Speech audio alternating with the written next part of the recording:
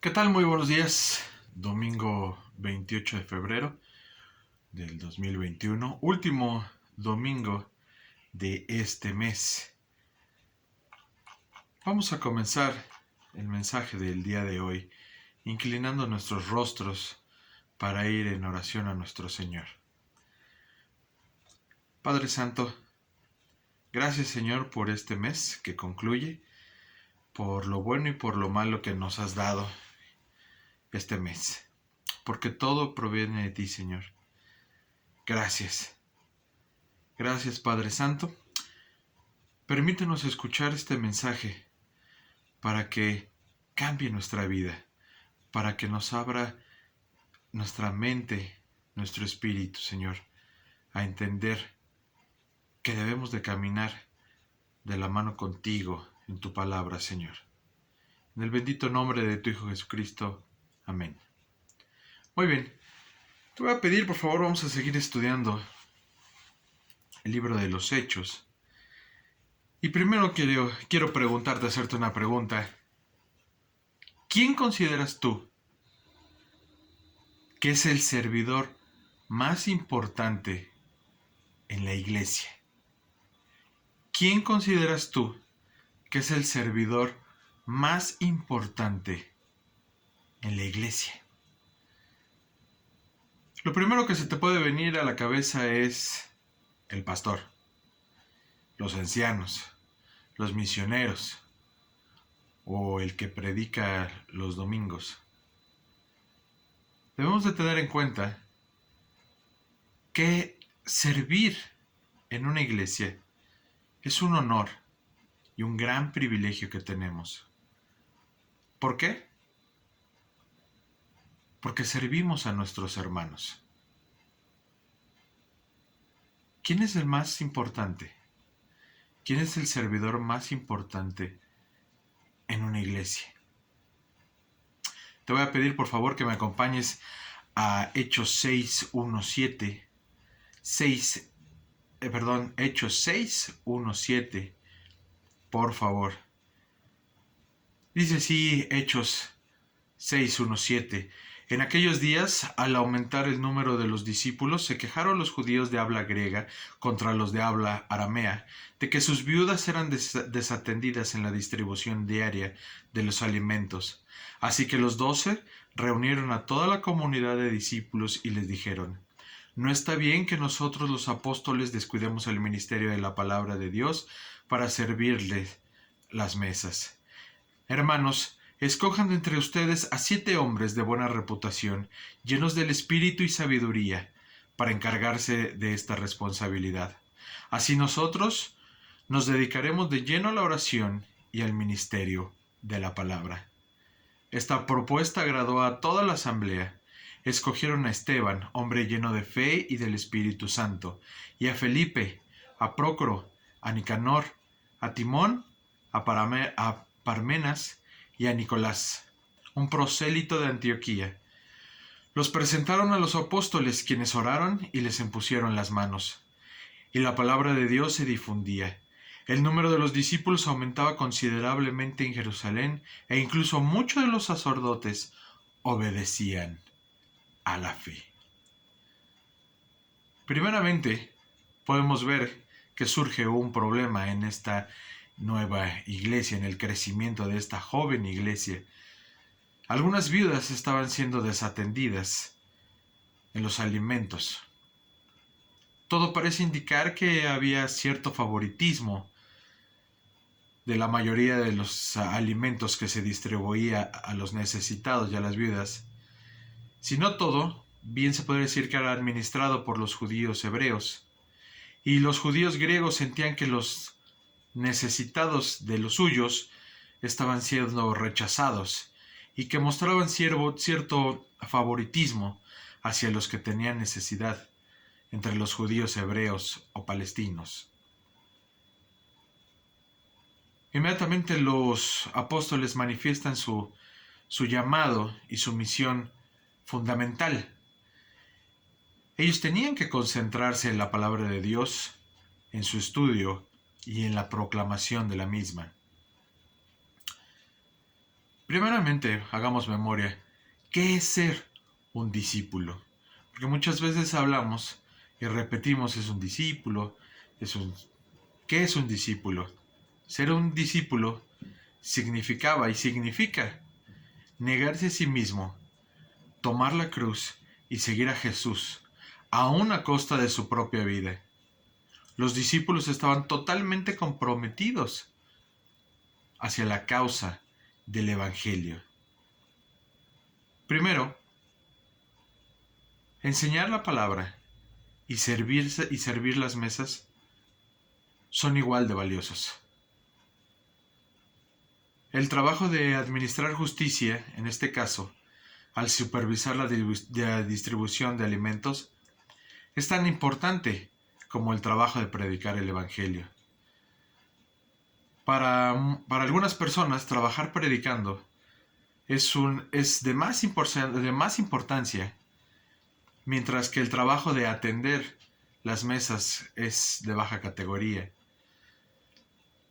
Parecía que atender las mesas era algo trivial, una tarea humilde o una de las tareas menos importantes en la comunidad. Y muchas veces en la iglesia moderna sigue sucediendo. Parece que el importante en la iglesia es el pastor o los misioneros o los ancianos o el que se para en un púlpito es el importante y los demás hacen un trabajo trivial. Y no es así. Realmente no es así. El término griego para el trabajo de la palabra es exactamente el mismo. Se usa el mismo término griego en la forma de verbo que quiere decir diaconía, que significa ser servidor. Servidor. En este texto griego le da el sentido importante que el trabajo de servir a los que tienen necesidad está a la par del trabajo apostólico de la oración y de la predicación. ¿Qué nos empieza a enseñar estos versículos? Que el trabajo en una iglesia de ser servidor, sin importar quién lo haga o quién parezca ser, es igual de importante. No tiene una diferencia. Y eso lo debemos de aprender como servidores. Hacemos lo mismo y trabajamos para el mismo Dios. Somos servidores. Los apóstoles sirven el Evangelio y los diáconos, como fueron llamados, sirven a los que tienen necesidad. Su servicio es igual de importante, aunque las tareas y habilidades específicas son diferentes. Ambos trabajos son de importancia en la formación del pueblo de Dios y para el testimonio del pueblo de Dios en el mundo. En los siguientes versículos se nos habla de que tenían que reunir ciertos requisitos aquellos servidores que trabajaran sirviendo las mesas. Con mucha sabiduría los apóstoles se habían reunido y discutido el asunto, porque había quejas y empezaba a haber división. Se necesitaban 7 hombres para este nuevo ministerio. Y los requisitos giran alrededor de las cualidades espirituales, de la madurez espiritual y de la misma madurez como hombres. Primero, ¿cuál era el primer requisito para ser servidor? Un buen testimonio. Un buen testimonio de buena reputación. El carácter del servidor tenía que ser probado y sin ningún reproche. Tenían que ser hombres íntegros, fieles y dignos de confianza, honorables y honestos, hombres en quien todos confiaran. Segundo, llenos del Espíritu Santo. El diácono tenía que estar consciente, escuchemos bien, consciente de que Cristo mora en él, consciente de la llenura del Espíritu Santo, llenos de sabiduría. capaces de discernir, de conocer las intenciones, de hacer juicios. Esto requería ahora especialmente para manejar, que tuvieran la habilidad de manejar división, la división que empezaba a surgir. Si se manejaban las divisiones de una forma inadecuada, carentes de juicio, se causarían más tensiones y fricciones. ¿Qué es lo que quiere el Señor con los servidores? Con aquellos que han sido nombrados servidores, que tienen el don, la cualidad de servir a otros. De madurez, de sabiduría, de inteligencia, de buen testimonio. Gente comprometida a servir a los demás.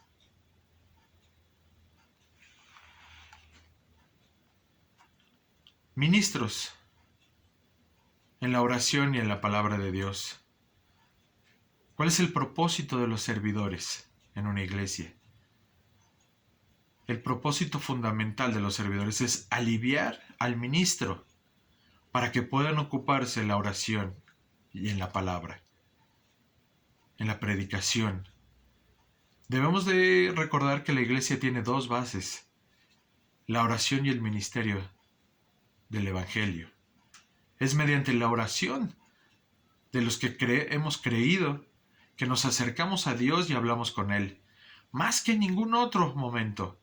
Los servidores debemos de vivir buscando el rostro de Dios, compartiendo con Dios y suplicándole por el rebaño al que servimos. El rebaño que nos ha puesto a nuestro cargo el Señor para servir. Por medio del Evangelio, Dios le habla a los servidores, a las ovejas, a la congregación, al mundo.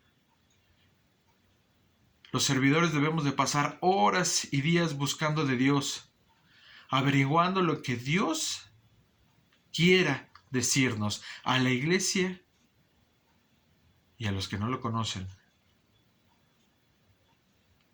¿Qué manifiesta estos versículos para ponerse de acuerdo y para lograr una unidad y para que el servicio sea completo, para que deje de haber divisiones y esta nueva iglesia joven, creciente, pueda funcionar adecuadamente?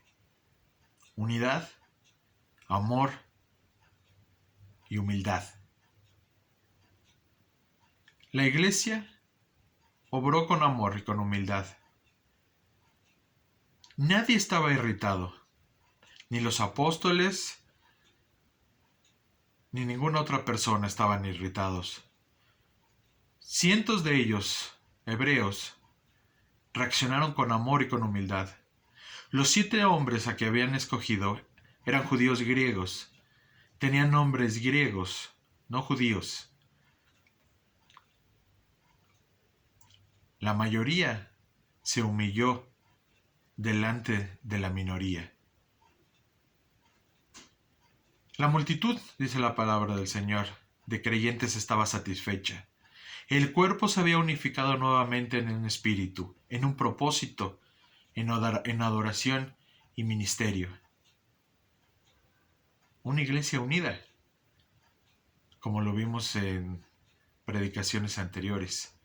Una iglesia humilde, una iglesia que no pelea, sino que se une para solucionar los problemas y la división.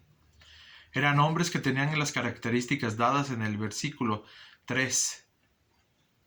Como ejemplo, Nicolás, un judío prosélito. Era un gentil que se había convertido al judaísmo y luego a Cristo. ¿Qué significa prosélito? Persona que se ha convertido recientemente, que se ha adherido a una causa, una ideología o una colectividad. Una persona nueva en el Señor. Una persona nueva que había hecho una decisión por seguir el Evangelio, a Cristo mismo. y tenía las facultades. Muchas veces decimos, yo no puedo servir en mi iglesia porque soy nuevo, porque soy recién convertido, porque apenas me bauticé, porque no, entonces no puedo servir. No, sí podemos servir. No importa que seamos prosélitos. La ordenación. La ordenación oficial. ¿Qué hizo la iglesia cuando escogió a sus 7?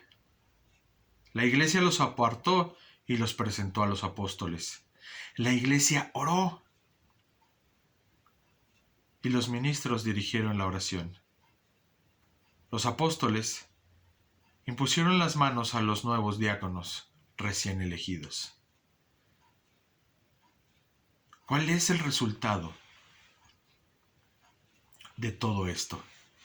¿Qué busca el Señor con servidores? Con gente que trabaja en su iglesia.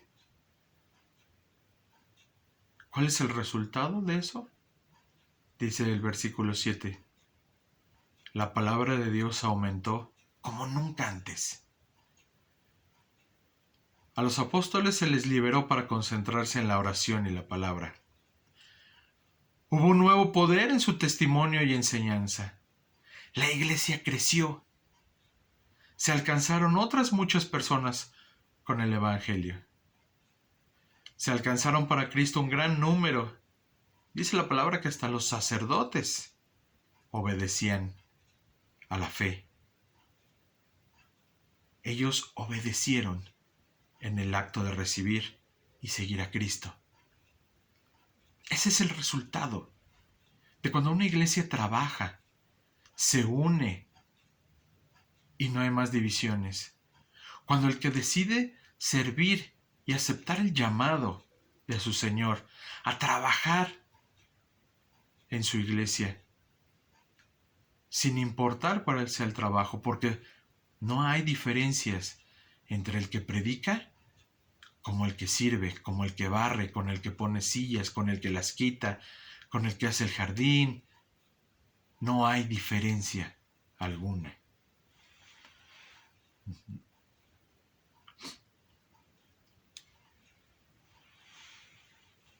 Para concluir este mensaje, que es muy claro, el Evangelio es muy claro, y estos versículos llenos de sabiduría nos dicen, nos hablan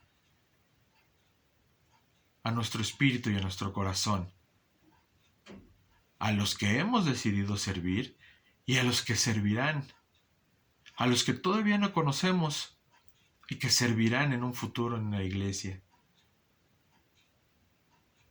Puedes pensar, hermano, que este mensaje está dirigido únicamente a los servidores y líderes de la iglesia y que realmente no tiene una gran utilidad para ti porque están hablando de servidores. Te equivocas grandemente y te pregunto, ¿tú por qué no sirves?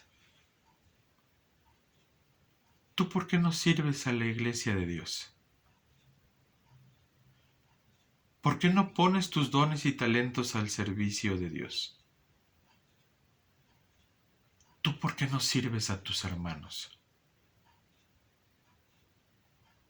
Porque a ti se te sirve. Y no es una condicionante de dando y dando. Es por amor al prójimo, por amor a la iglesia, por amor a todo aquel que cree lo mismo que tú. Fuiste creado con un propósito. Recuerda esto. Fuiste creado con un propósito. Servir. Sirve, hermano. Sirve, hermana. Cuando retomemos la iglesia de forma presencial, tenemos una maravillosa oportunidad de servir y de poder levantar el ministerio después de la crisis que hemos vivido durante este casi año. te invito esta mañana a que sirvas a la iglesia del Señor. Que sirvas a tu hermano en Cristo. Para que cuando llegue alguien que no conozca al Señor, también se le sirva. Y seas tú el que sirvas a esa persona.